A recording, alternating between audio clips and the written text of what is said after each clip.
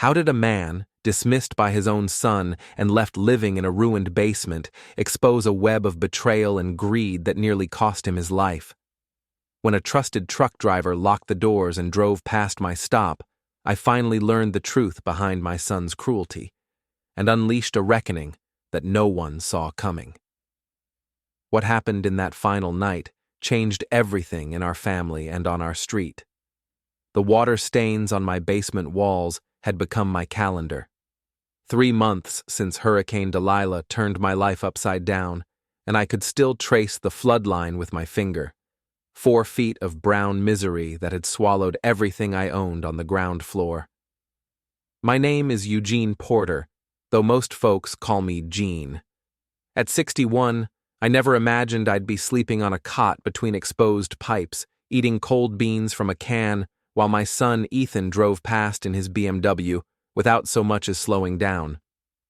The basement wasn't much, but it was dry now. I'd spent every evening after my warehouse shift patching leaks, running extension cords for a space heater, and slowly making it livable. The upstairs remained a gutted shell, waterlogged drywall stripped to the studs, floorboards warped beyond repair.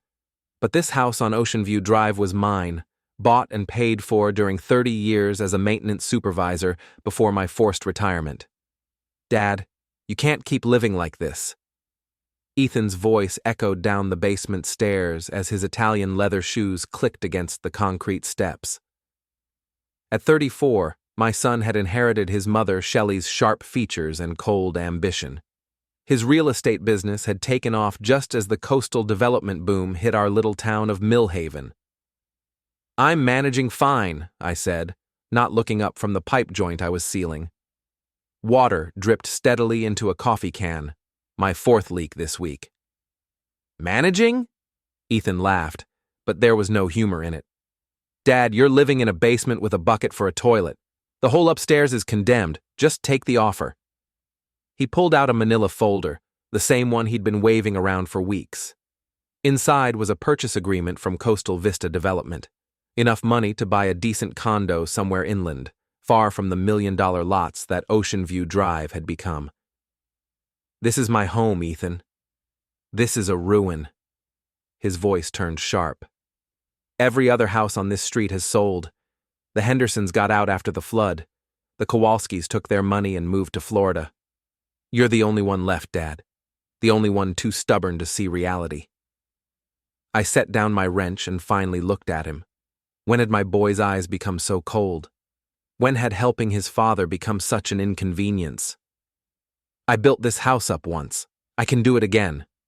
"With what money? Your warehouse job barely covers groceries." Ethan's voice softened, but I could hear the calculation behind it. "Look, I know a guy who can get you set up in Sunset Manor.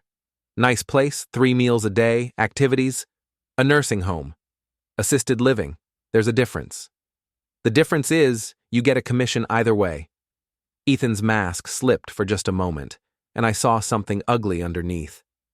"I'm trying to help you, Dad. But if you won't help yourself..."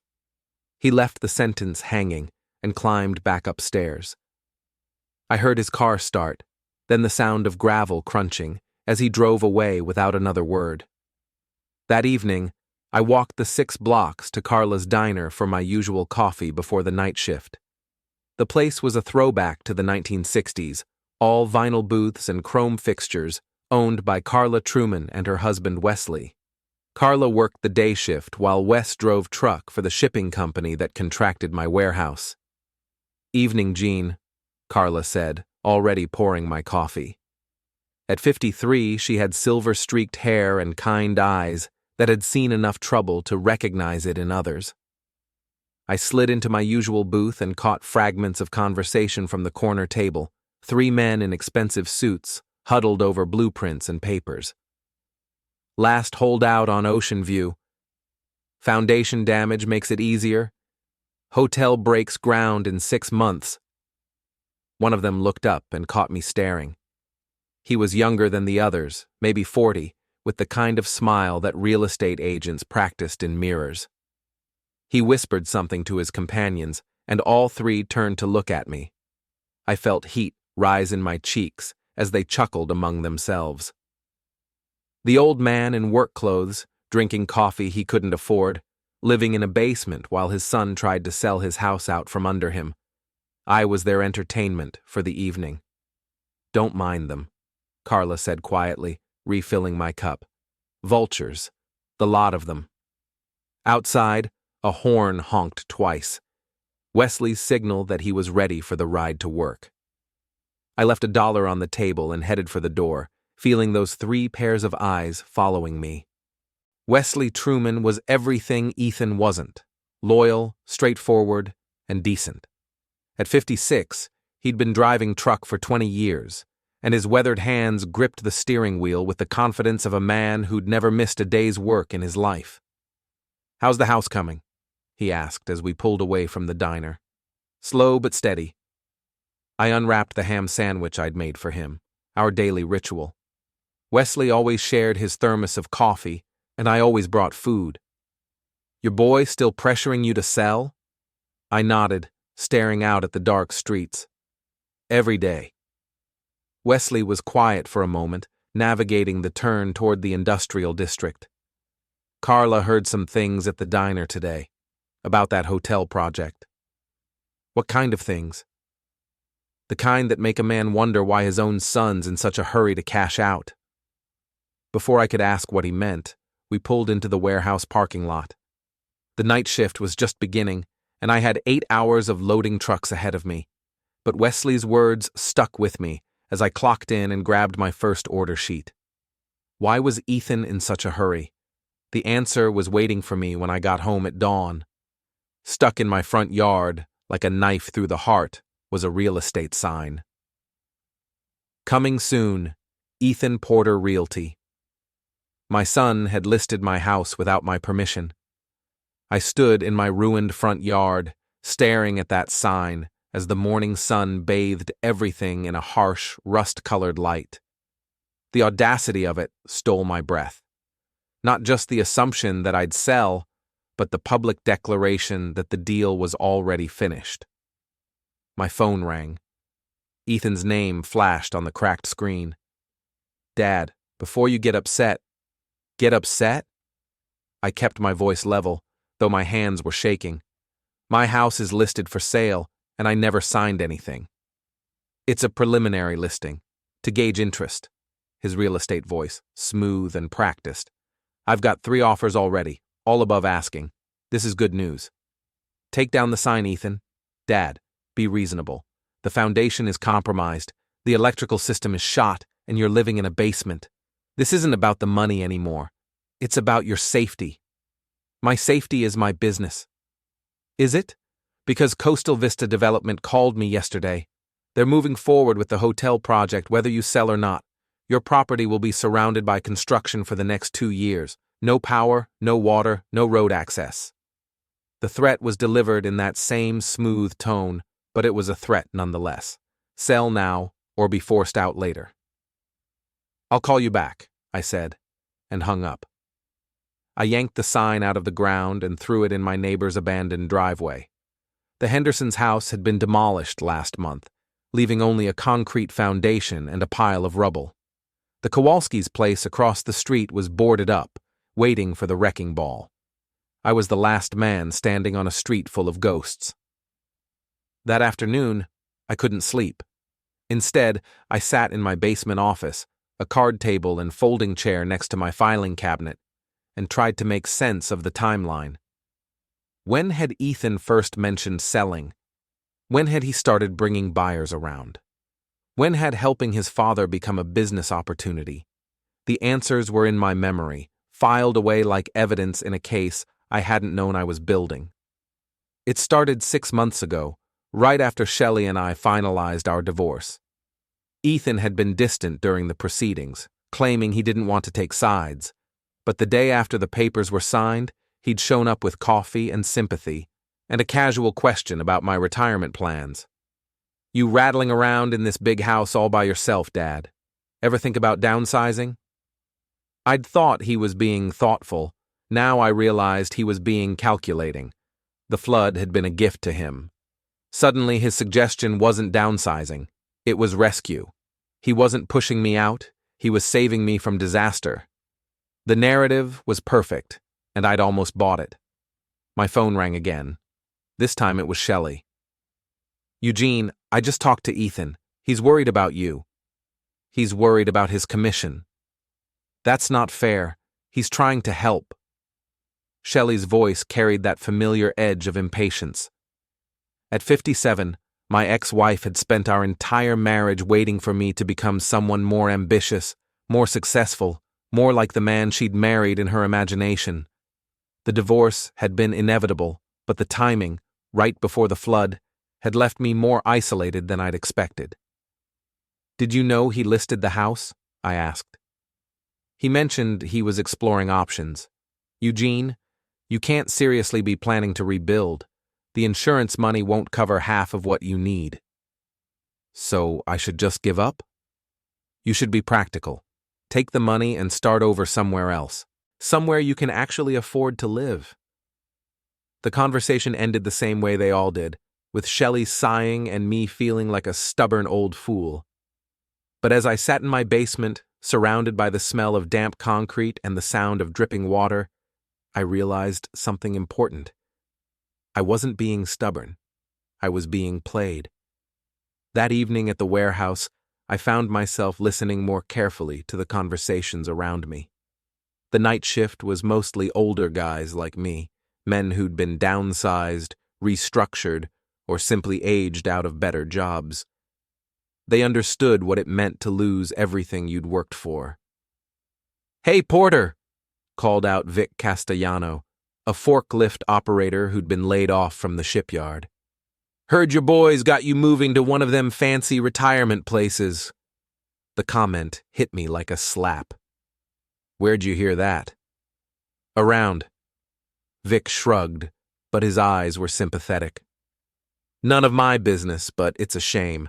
A man works his whole life. He should be able to stay in his own house to the very end if he wants to." Others were nodding, and I realized the story was already spreading. The old guy whose kid was selling him out. The father who couldn't hold on to his own home. I was becoming a cautionary tale, a reminder of what happened when you outlived your usefulness. The ride home with Wesley was quieter than usual. He seemed to be wrestling with something, glancing at me in the rearview mirror as we drove through the empty streets. "Gene," he said finally, "I need to tell you something, but you're not going to like it." "About Ethan?" "About the hotel project. Carla heard more talk at the diner today. That developer, Riley Jensen, he's not just buying properties, he's pressuring people to sell." "What kind of pressure?" Wesley pulled into the parking lot of a closed gas station and turned off the engine. In the dim light, his face looked older, more worn. The kind that makes people afraid to stay in their own homes. Broken windows, cut phone lines, mysterious fires. Always happens to the holdouts. Always looks like accidents. My mouth went dry. "You think they'd—" "I think they want your property, Gene. And I think your son knows more about their methods than he's letting on." We sat in silence for a moment, the weight of his words settling between us. Then Wesley started the engine and drove me home, past the empty lots and boarded windows, to the last house standing on Ocean View Drive. As I walked down my basement stairs, I heard something that made me freeze. A soft scraping sound, like footsteps on broken glass. It was coming from upstairs, from the ruined first floor that no one should have been able to enter. Someone was in my house. I grabbed a flashlight and a wrench from my toolbox and crept up the stairs. The front door was still locked, but the back door, the one with the warped frame that never quite closed right, was hanging open. In the beam of my flashlight, I could see fresh footprints in the dust and debris. Someone had been walking through my gutted living room, my destroyed kitchen, my water-damaged bedroom, looking for something, or leaving something behind. That's when I found it. A small black device, no bigger than a matchbox, tucked behind a loose electrical outlet. A listening device, professional grade, still warm from recent installation. Someone had been listening to my conversations. Someone wanted to know what I was planning, who I was talking to, what I knew about their plans. As I held the device in my palm, My phone buzzed with a text message from an unknown number. Give up the house, or you'll regret it.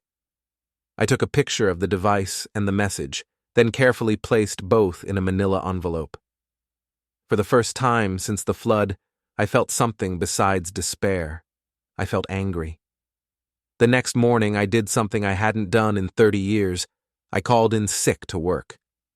Instead, I drove my battered pickup truck to Millhaven Community Bank, where I'd held an account since before Ethan was born. Margaret Hoffman, the loan officer, had known me for decades.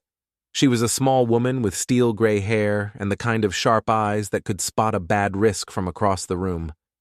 When I explained what I needed, those eyes narrowed with concern. Someone tried to take a loan against your property. She pulled up my account on her computer, frowning at the screen. Eugene, there was an inquiry last week. Someone claiming to have power of attorney. My stomach dropped. Ethan. The application was denied, of course. We'd need your signature and proper documentation. But she hesitated, then leaned forward. Whoever submitted it had copies of your property deed, tax records, insurance information, very detailed information. Information my son would have access to. Margaret nodded grimly. I'm required to report attempted fraud to the authorities. But since no money changed hands, what if I wanted to file a formal complaint? That's your right. But Eugene, are you sure you want to go down that road? Family disputes can get ugly fast. I thought about the listening device, still sitting in my basement safe, about the threatening text message, about the real estate sign Ethan had planted in my yard without permission. It's already ugly, Margaret. I just need to catch up. From the bank, I drove to Millhaven Storage Solutions, a complex of metal buildings on the outskirts of town. I'd rented a small unit there after the divorce, a place to keep things Shelley didn't want, and I couldn't bear to throw away. Photo albums, my father's tools, my military records from Vietnam, and something else, a fireproof safe containing the original deed to my house, copies of every insurance policy I'd ever held, and documentation of every improvement I'd made over the years. Evidence that the property was mine, legally and morally, no matter what pressure anyone tried to apply. I also retrieved something I'd hoped never to need again, a small digital recorder I'd used during union negotiations in my last job. If people were going to threaten me, I wanted their words on tape. That afternoon, I visited the Millhaven Police Department. It was a modern building, all glass and steel, designed to project authority and competence. Detective Laura Carver was neither young nor old, neither friendly nor hostile. She listened to my story with the patience of someone who'd heard every variation of human greed and family betrayal.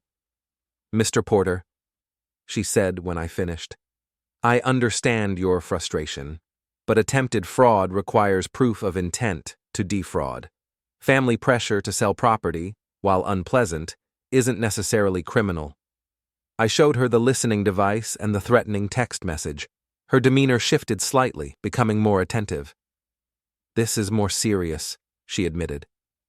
But unless you can prove who planted the device or sent the message, what if I could? Then we'd have a case, but Mr. Porter, be very careful about how you gather that proof. Anything obtained illegally can't be used in court. What about legally? Detective Carver studied me for a long moment. If someone threatens you again, record the conversation if possible. If someone enters your property without permission, document everything. If you feel physically threatened, call 911 immediately. And if my son is involved? Then the law applies to him the same as anyone else. I left the police station with a case number and Detective Carver's business card. For the first time in months, I felt like someone in authority was taking me seriously. That evening, Wesley picked me up for the ride to work as usual. But instead of heading straight to the warehouse, he took a detour through downtown Millhaven, past the construction site where the new hotel was already taking shape. Look at that, he said, pointing to a billboard announcing the Coastal Vista Resort and Spa. Opening next summer. 200 rooms, conference facilities, spa services. Going to bring a lot of jobs to town. Good for the economy, I said carefully. Yeah, but look at the fine print. Wesley pulled over so I could read the smaller text at the bottom of the billboard. Coastal Vista Development, in partnership with Jensen Holdings and Porter Realty. Porter Realty. Ethan's company was listed as a development partner, not just a sales agent. My son wasn't just selling properties for the hotel, he was invested in the project itself. How long has that been up there? I asked. Went up last week, same time that sign appeared in your yard. The pieces were falling into place, forming a picture I didn't want to see. Ethan wasn't just trying to help me out of a bad situation. He was trying to clear the last obstacle to a development deal that would make him rich. Wesley, I said quietly, I need to ask you something, and I need you to tell me the truth. Shoot. How much danger am I in? Wesley was quiet for a long moment, staring at the billboard with its promise of luxury and prosperity. When he finally spoke, his voice was grim. More than you know, Gene. More than you know. We drove to the warehouse in silence, but my mind was racing. I thought about the listening device, professionally installed, the threatening message, untraceable, the attempted loan fraud, carefully planned.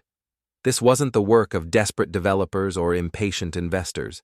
This was the work of people who knew exactly what they were doing, and exactly how far they were willing to go. As I clocked in for my shift, I made a decision. Tomorrow, I would visit the town hall and research every document, every permit, every filing related to the Coastal Vista project.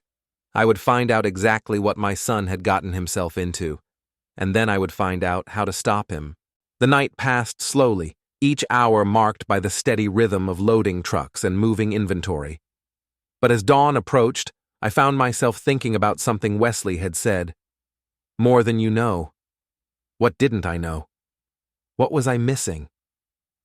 The answer came to me as I was walking to Wesley's truck for the ride home.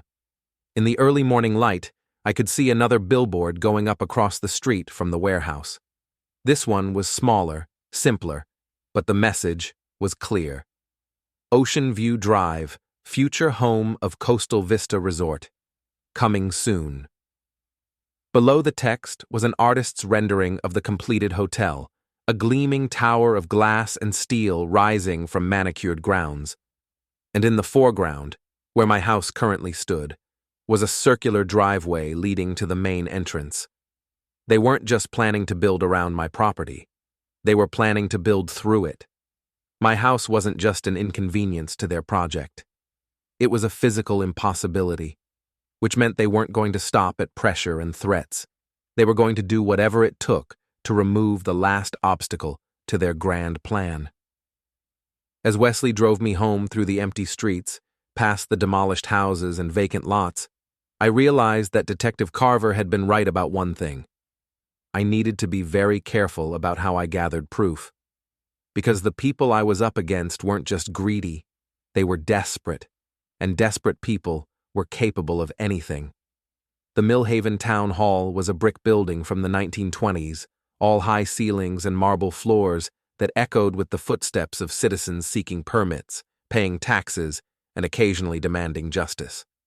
I'd been there dozens of times over the years for routine business, but never as a man hunting for evidence of conspiracy. The records office was on the second floor, presided over by a thin woman named Dorothy Klein, who'd been filing documents since before computers were invented. She knew where every piece of paper was buried and took pride in helping citizens navigate the bureaucratic maze. "Mr. Porter," she said, looking up from her desk, "I heard about the flood damage. How are you managing?" "One day at a time, Dorothy. I'm here to research some property records, the Coastal Vista Development Project." Her expression shifted slightly, becoming more guarded. "That's a popular request these days. What specifically are you looking for?" "Zoning permits, environmental impact studies, property acquisition records, anything public." Dorothy led me to a computer terminal and helped me navigate the database. What I found there sent a chill through me. The Coastal Vista project had been in planning for 3 years. Long before the hurricane, long before the flood, long before my neighbors started selling. The developers had been quietly buying properties through shell companies and intermediaries, assembling the land piece by piece. But there was something else, buried in the environmental impact documentation, a clause I'd never seen before, related to flood zone regulations and historic preservation. According to federal law, any property that suffered significant flood damage could be protected from forced sale or eminent domain, as long as the owner maintained continuous occupancy and carried proper insurance. It was an obscure provision, designed to protect longtime residents from being displaced after natural disasters. My basement dwelling wasn't just stubborn pride, it was a legal shield. "Dorothy," I said, "this flood protection clause, how long has it been on the books?" She peered at the screen over her reading glasses. "That's from the Coastal Protection Act of 1998. Most people don't know about it because it's rarely invoked. But it would apply to my situation? As long as you're living on the property and maintaining insurance, yes. The developers couldn't force you out through eminent domain or zoning changes." I printed copies of everything: permits, environmental studies, property records, and especially that flood protection clause. As the pages emerged from the printer, I felt something I hadn't experienced in months: hope. But as I gathered my documents, Dorothy leaned closer and lowered her voice. "Mr. Porter, be careful with that information. There are people who've invested a lot of money in this project. People who don't like surprises." "What kind of people?" "The kind who make problems disappear." I left the town hall with a folder full of evidence and a growing sense that I was being watched. As I walked to my truck, I noticed a black sedan parked across the street, its windows tinted dark enough to hide the occupants. When I pulled out of the parking space, the sedan followed. For 20 minutes, I drove through Millhaven's quiet streets with the sedan maintaining a careful distance behind me. Finally, I pulled into the parking lot of a busy grocery store and watched in my rearview mirror as the sedan drove past without slowing. Maybe I was being paranoid. Maybe the car was just going in the same direction. But Dorothy's warning echoed in my mind. People who make problems disappear. That afternoon, I visited the office of Janet Brennan, the real estate attorney whose business card Carla had slipped me at the diner. Her office was in a converted Victorian house near the courthouse, filled with law books and the quiet confidence of someone who'd been fighting property battles for 30 years. Janet was a small woman with silver hair and sharp blue eyes that missed nothing. She listened to my story without interruption, occasionally making notes on a legal pad. "Mr. Porter," she said when I finished, "you're in a stronger position than you realize. This flood protection clause gives you significant leverage." "Leverage how?" "The developers can't proceed with their hotel project as long as you're legally occupying the property. They'd have to redesign the entire layout, which would cost millions and delay construction for years. So they need me gone. They need you gone voluntarily. Forced removal would trigger federal review and potentially shut the project down entirely." Janet explained the legal landscape with the precision of a battlefield commander. The developers had invested too much money to walk away, but they couldn't use legal means to remove me. That left them with a narrow range of options, none of them pleasant. "What would you do in my situation?" I asked. "Document everything, record every conversation, keep copies of all evidence in multiple locations. And Mr. Porter?" She leaned forward, her expression serious. "Don't trust anyone who has a financial interest in seeing you leave that house." "Including my son?" "Especially your son." I left Janet's office with a retainer agreement and a plan. She would file a formal notice with the county, invoking the flood protection clause and establishing my legal right to remain on the property. It would be a public document, visible to anyone who searched the records, including the developers. including Ethan. That evening, Wesley seemed unusually quiet during our ride to work. He kept checking his mirrors and taking unexpected turns, as if he was trying to shake a tail. "Everything all right?" I asked. "Maybe, maybe not." He pulled into an empty parking lot behind a closed restaurant. "Gene, I need to tell you something, but first, I need you to promise me you won't do anything stupid." "What kind of stupid?" "The kind that gets people hurt." Wesley turned off the engine and faced me directly. "Carla heard something at the diner today, about you." My stomach tightened. "What kind of something?" Riley Jensen was there with some of his people. They were talking about the Porter problem and how it needed to be resolved quickly. "Resolved how?" Wesley was quiet for a moment, choosing his words carefully. "They mentioned something about a gas leak. How old houses with damaged foundations can be dangerous. How accidents happen to people who don't take proper safety precautions." The meaning was clear. They were planning to make me disappear and stage it as an accident. "Wesley, I need to ask you something, and I need you to be honest with me." "Go ahead." "How much does Ethan know about their plans?" Wesley's silence was answer enough. "He knows," I said. It wasn't a question. Carla heard his name mentioned. Something about keeping the son informed and making sure he's ready to sign the papers. So that was the plan. Create an accident that would remove me from the equation, then pressure my grieving son to sell the property quickly. Ethan would get his commission, the developers would get their land, and I would be a footnote in the local newspaper's obituary section. "Gene," Wesley said, "you need to get out of that house. Tonight." "No. This isn't about pride anymore. These people are serious." "So am I." I thought about the evidence folder in my basement safe, about the flood protection clause that gave me legal immunity, about Detective Carver's business card and Janet Brennan's retainer agreement. "Wesley, I need you to do something for me, but I need you to promise you'll be careful." "What kind of something?" I pulled out a manila envelope containing copies of all my evidence, property records, environmental studies, photos of the listening device, screenshots of the threatening messages.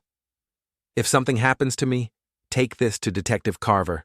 Tell her everything you know about Riley Jensen's plans." Wesley took the envelope with reluctant hands. "Gene, this is crazy. Just take the money and walk away." "I can't." "Why not?" "Because if I run now, they win. And if they win here, they'll do it somewhere else, to someone else who can't fight back." Wesley stared at me for a long moment, then nodded slowly. "You're either the bravest man I know or the dumbest." "Maybe both." He started the engine and drove me to work, but I could feel his worry like a weight in the truck cab. As we pulled into the warehouse parking lot, he grabbed my arm. "Gene, promise me something." "What?" "Promise me you won't face this alone."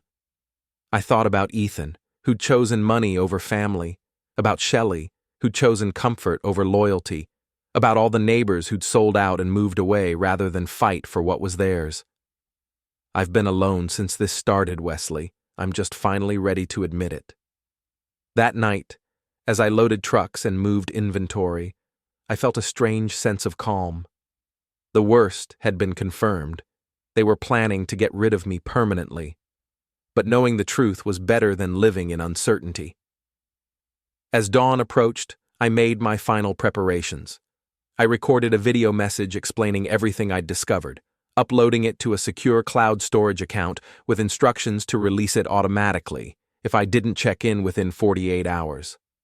I updated my will, leaving everything to charity rather than to Ethan, and I wrote a letter to my son, explaining why I couldn't give him what he wanted, even if it cost me my life. Then I went home to my basement, to my ruined house, to wait for whatever came next. Because sometimes, the only way to win is to refuse to surrender, even when surrender means survival. The call came at 3 a.m., jolting me awake in my basement cot. Ethan's name flashed on my phone screen, and for a moment I considered not answering. But something in the timing felt urgent, desperate. "Dad, thank God you picked up." His voice was strained, higher pitched than usual. "I just heard something terrible, about Riley Jensen and his people." I sat up, instantly alert. "What kind of something?" "They're planning to hurt you, Dad. Tonight. I overheard a conversation at the office. They're talking about a gas leak, making it look like an accident." The performance was almost convincing, the worried son finally coming to his father's aid. But I'd seen the partnership agreement. I knew about the development deal, and Wesley had heard Ethan's name mentioned in their planning session. "Where are you now?" I asked. "Driving to your house. Dad, you need to get out of there. Pack a bag and come stay with me until we figure this out." The digital recorder was in my hand, capturing every word. "Ethan, I need to ask you something directly. Are you working with Riley Jensen?" A pause. Too long.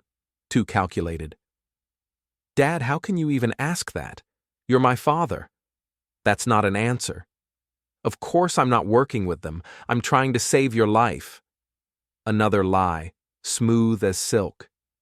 "I'll think about it," I said, "but I'm not leaving tonight." "Dad, please." I hung up and immediately called Detective Carver's emergency number. She answered on the second ring, alert despite the hour. "Detective, this is Eugene Porter. I think they're moving tonight." For the next 10 minutes, Detective Carver kept me talking while I waited for the police. I told her about the partnership agreement, about Wesley's warnings, about the strange timing of Ethan's call. "Mr. Porter, when the patrol officers arrive, I want you to go with them. We'll put you up in a safe location until we can sort this out." "No. If I leave now, they win." The patrol car arrived 20 minutes later. They checked the house, tested the gas connections, and found nothing suspicious. But they agreed to increase patrols in the area for the rest of the night. After they left, I reviewed the partnership documents Janet Brennan had helped me obtain. Ethan's deal with Coastal Vista included a time-sensitive bonus clause. If the property was acquired before a certain date, his commission would double. That date was tomorrow. I spent the rest of the night preparing.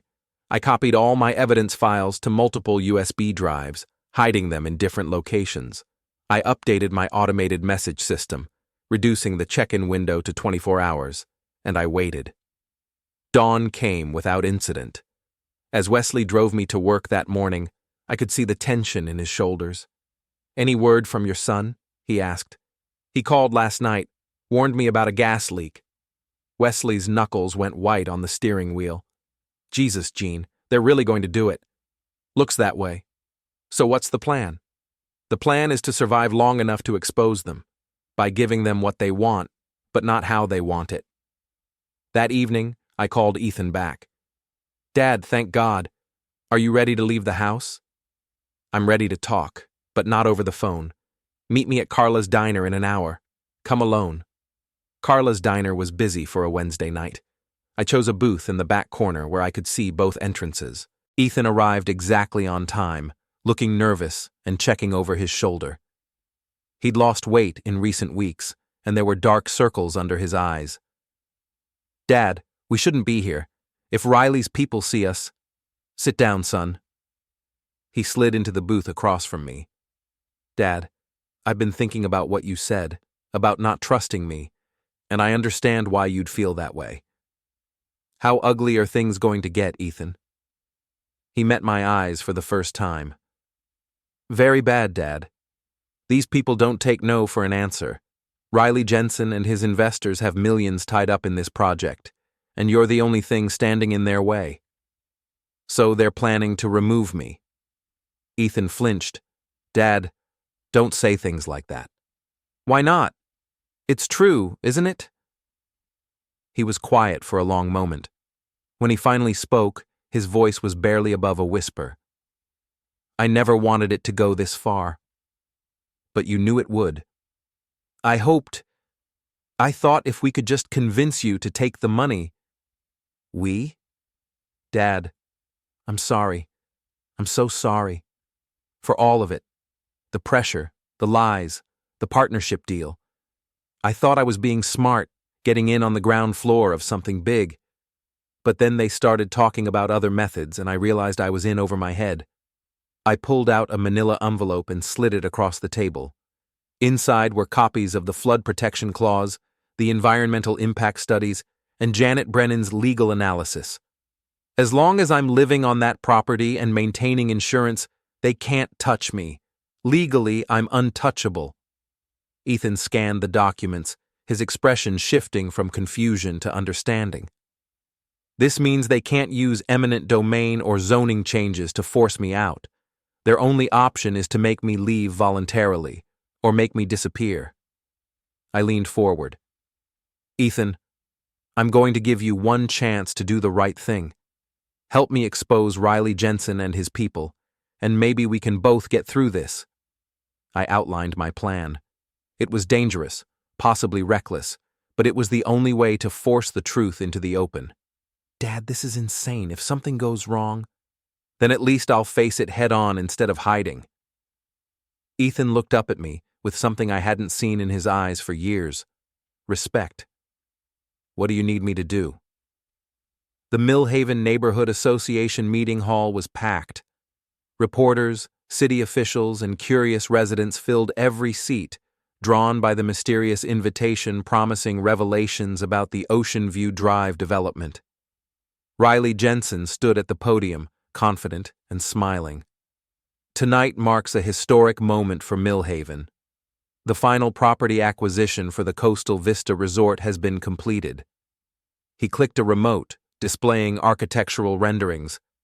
This project will bring jobs, tourism revenue, and prestige to our community.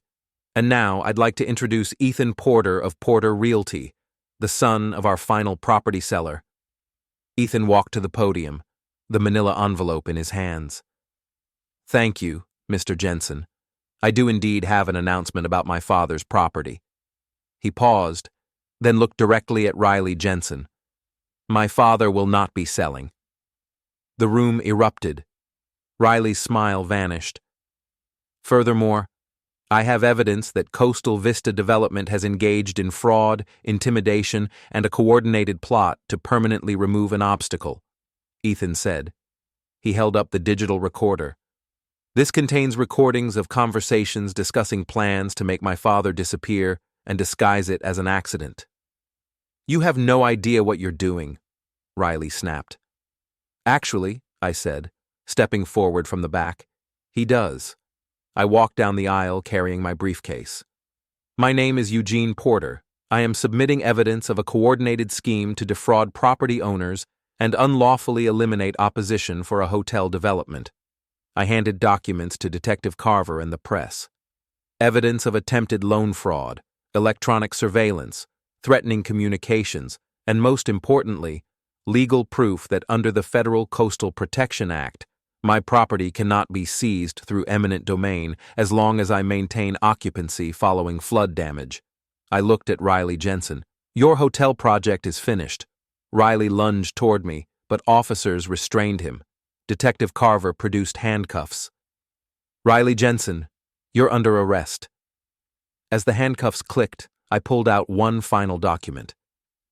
My property has been donated to the Millhaven Historical Preservation Society.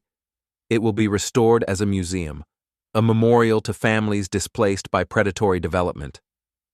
Riley was led away, still shouting threats. His associates fled through the back exits. Ethan approached me, tears on his face. Dad, I'm so sorry. You did the right thing tonight. That's what matters. Wesley and Carla joined us. Gene, that was beautiful, Wesley said. I looked around the hall, at the reporters, at Detective Carver coordinating with federal agents, at my son who'd finally chosen family over money. Now we go home, I said, and tomorrow we start rebuilding. The last house on Ocean View Drive would stand as proof that sometimes the only way to win is to refuse to lose.